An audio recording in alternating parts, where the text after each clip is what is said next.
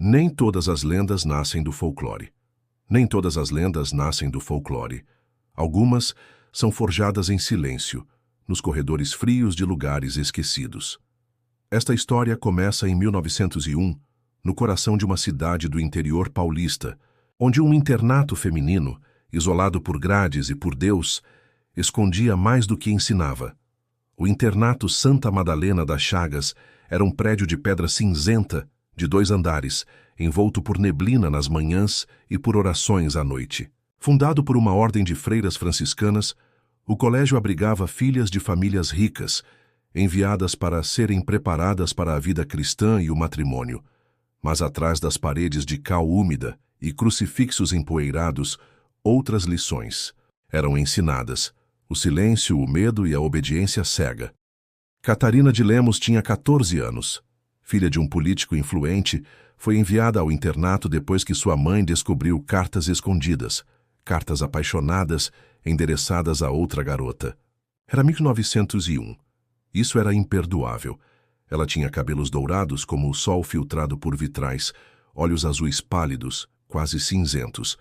Não sorria com frequência, mas quando o fazia, parecia zombar do mundo. As outras meninas a chamavam de a Bela, condenada. E talvez estivessem certas. Desde sua chegada, coisas estranhas começaram a acontecer. Nada sobrenatural ainda, mas Catarina era como um espelho trincado. Quem se aproximava dela via rachaduras próprias. Certa noite, quando todas dormiam, Catarina ouviu algo. Um choro abafado vindo do banheiro do 2º andar. Um cômodo, antigo, raramente usado desde que os encanamentos começaram a falhar.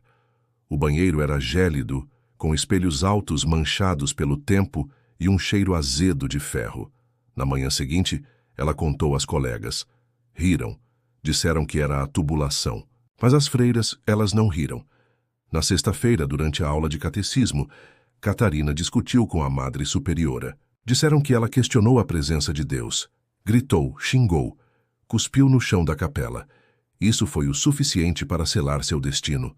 Foi trancada no banheiro do 2º andar por 3 dias, sem luz, sem comida, apenas uma vela e um crucifixo. As freiras disseram que era para ela refletir, pedir perdão.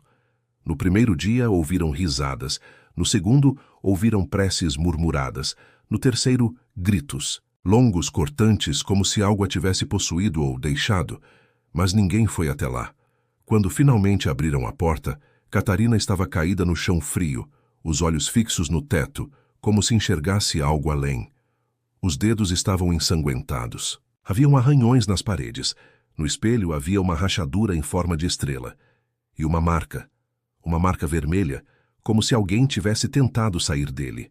As freiras alegaram que ela teve um surto. Foi enterrada discretamente, sem velório. Seus pertences foram queimados, o quarto trancado.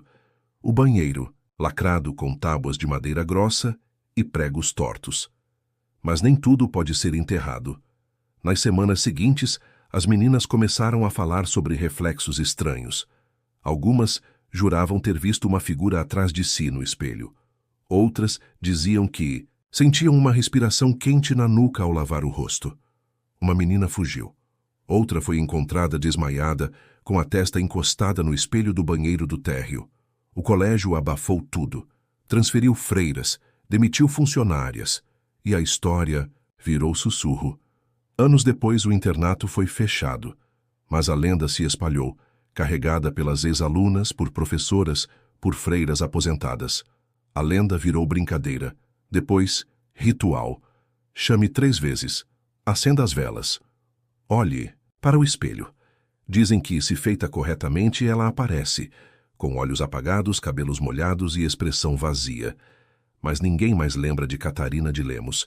Ninguém visita seu túmulo sem nome, e o banheiro do 2º andar ainda existe. Em algum lugar, trancado, com espelhos que nunca mais ficaram limpos. Há arquivos que jamais deveriam ser lidos. Há vozes que deveriam permanecer presas ao azulejo frio dos banheiros antigos. E há nomes que jamais deveriam ser pronunciados diante de um espelho. Este é um compilado de fragmentos perdidos, cartas rasgadas, gravações distorcidas, registros ignorados. Tudo conectado por uma única presença, a loira. A história começa em 1937, quando o antigo internato Santa Madalena, fechado após boatos de maus tratos e desaparecimentos, foi reaberto como escola pública. Registros da época falam pouco, mas uma gravação em fita cassete, feita décadas depois, traz o relato de Teresa Muniz, então com 86 anos. Sua voz trêmula e firme descreve memórias que ela tentou apagar por quase toda a vida. Eu era novata, 10 anos, tímida. As mais velhas falavam de um banheiro no segundo andar. Ele estava trancado, diziam, porque uma menina morreu ali, que o sangue nunca saiu das juntas dos azulejos. Eu nunca vi o sangue, mas vi o espelho embaçado com a porta fechada. Ouvi descarga sozinha, e o som de unhas raspando o vidro. A Clara, a mais ousada, resolveu testar. Levou vela, fez o ritual. Ajoelhou-se e disse o nome 3 vezes. Clara não voltou mais a ser a mesma. Primeiro, seus olhos passaram a lacrimejar constantemente. Depois, ela começou a arrancar os próprios fios de cabelo e dizia que a mulher do espelho estava com frio. Dias depois, foi encontrada morta dentro de um tanque industrial, com a pele enrugada, como se tivesse passado horas submersa. O laudo oficial indicava suicídio, mas havia marcas de arranhões nos próprios olhos. Pulamos para 1962, em Curitiba. Um zelador idoso, chamado Alcebiades, prestou um depoimento arquivado em rolo magnético. Ele falava de um banheiro do 3º andar, interditado após uma reforma incompleta. Eu era encarregado da limpeza, entrei no banheiro antigo por engano, estava escuro, frio. Tudo parecia seco, exceto o espelho.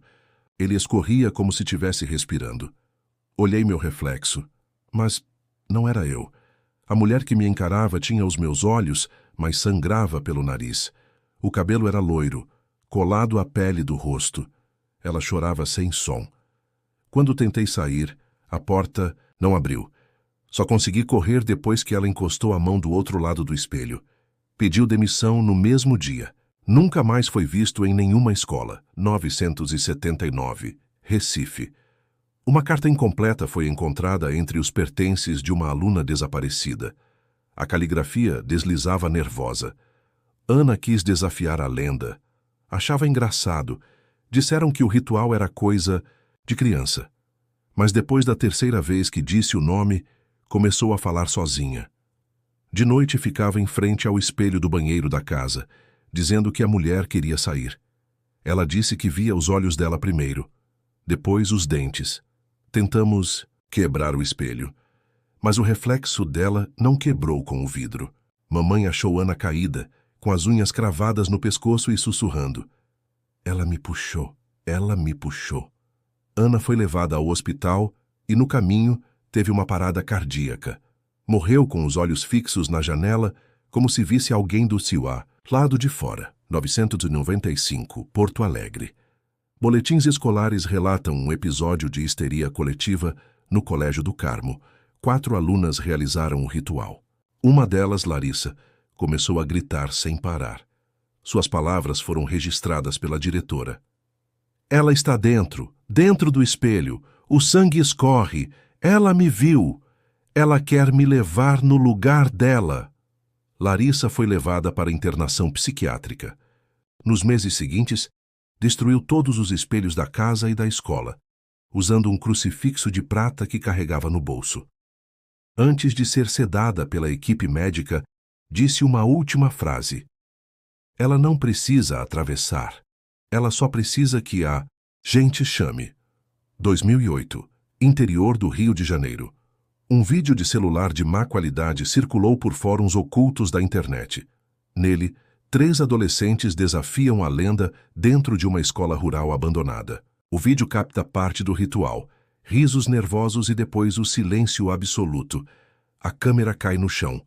O último segundo mostra um rosto lívido, com os olhos estalados e um sorriso costurado com fios escuros, olhando diretamente para a lente. O vídeo termina com um chiado que se repete em ciclo.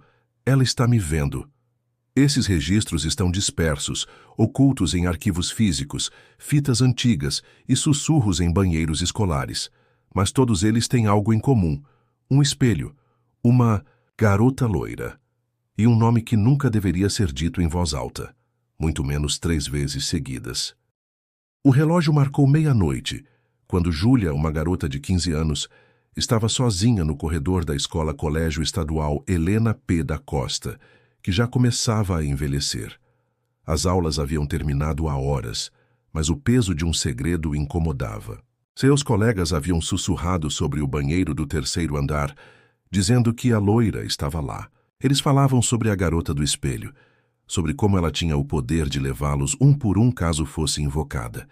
Ela nunca acreditou em lendas. Até aquela noite, o prédio antigo exalava a decadência de um lugar esquecido, com azulejos manchados e portas que rangiam ao mínimo movimento. Júlia subiu as escadas lentamente, sentindo o vazio da escola se fechar sobre ela. Seu coração batia descompassado. Ela sabia que estava indo contra algo que não compreendia. Mas a curiosidade era maior que o medo. Ela encontrou a porta do banheiro do 3º andar trancada, mas algo a puxava. A mão tremeu ao tocar a maçaneta fria. A porta cedeu com um som baixo e o interior do banheiro a recebeu com um cheiro metálico, como se o tempo tivesse ficado parado ali. As lâmpadas, fluorescentes, piscavam, criando sombras que se alongavam como dedos fantasmagóricos. O espelho na parede estava embaçado, como se estivesse respirando. Júlia respirou fundo e disse com voz quase inaudível, loira. O som da palavra parecia ecoar no espaço. Ela olhou para o espelho e viu apenas seu próprio reflexo. Mas, logo os contornos começaram a mudar. A loira com cabelo liso e úmido apareceu no vidro, os olhos vazios fixados nela. Júlia sentiu um arrepio percorrer sua espinha. A figura no espelho sorriu, mas não era um sorriso de bondade. Diga, meu nome. A voz soou sibilante, como se estivesse vindo de dentro do próprio espelho. O pavor se apoderou dela, mas, antes que pudesse sair correndo, a porta do banheiro se fechou com um estrondo. Júlia tentou empurrá-la, mas estava travada. Sua respiração se acelerou. Ela não sabia o que estava acontecendo. A garota loira no espelho estava mais próxima. Seus olhos brilhavam com uma intensidade sobrenatural. Diga meu nome e me liberte. A figura no espelho repetiu, mais forte. Júlia gritou. Tentou gritar, mas sua voz não saiu. Tudo o que ela conseguia ouvir era o som do vidro quebrando em seu peito. O reflexo da loira se distorceu, e ela pôde ver a figura da garota emergir da superfície do espelho. Ela avançou, uma silhueta molhada, com olhos escarlates fixos em Júlia. O pânico tomou conta. Ela deu um empurrão na porta e dessa vez ela cedeu. Mas quando olhou para trás, a loira estava atrás dela, seus dedos gelados tocando sua nuca. Júlia correu descendo as escadas, mas as luzes se apagaram e o corredor se estendeu, como se o prédio tivesse se tornado uma prisão. As vozes começaram a sussurrar de todos os lados. Ela não podia mais distinguir a realidade da ilusão. O espelho não estava mais na parede, mas na sua mente. Ela sentia a pressão do vidro gelado sobre ela, sentia o cheiro de cabelo molhado e viu os olhos da loira, sempre fixados nela. Quando os gritos cessaram, quando os olhos se fecharam, ela estava lá, estirada no chão, com a expressão vazia, como se nunca tivesse saído do banheiro. A polícia a encontrou horas depois, mas ninguém entendeu o que realmente aconteceu. O espelho foi retirado, mas o espírito da loira estava em todos os cantos, em todos os reflexos, esperando a próxima alma.